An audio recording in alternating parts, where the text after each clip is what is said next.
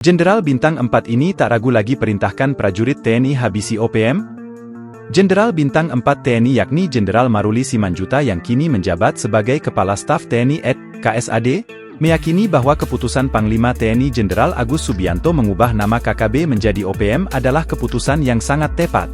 KSAD Jenderal TNI Maruli Simanjuntak menegaskan bahwa perubahan nama tersebut bertujuan agar para anggota TNI untuk tidak ragu dalam mengambil sikap soal OPM. Sebelumnya diberitakan, Panglima TNI Jenderal Agus Subianto menegaskan TNI akan menyebut KKB, kelompok kriminal bersenjata, sebagai OPM.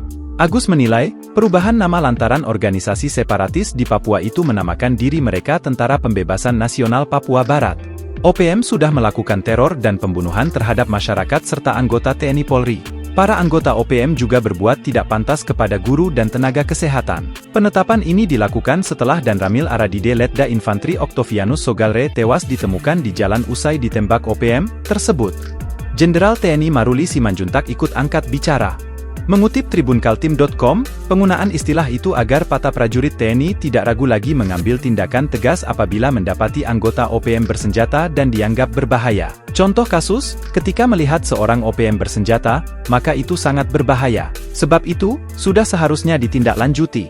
Maruli mengatakan penggunaan istilah OPM ini merupakan keputusan Panglima TNI Jenderal Agus Subianto usai berdiskusi terkait kendala yang dihadapi para anggota mengatasi persoalan di Papua. Selama ini, kata Maruli, ada hal-hal yang membuat anggota TNI ragu dalam langkah. Beliau sudah memutuskan seperti itu dan kita juga sudah diperintahkan untuk melakukan ini, ya kita kerjakan, lanjut dia.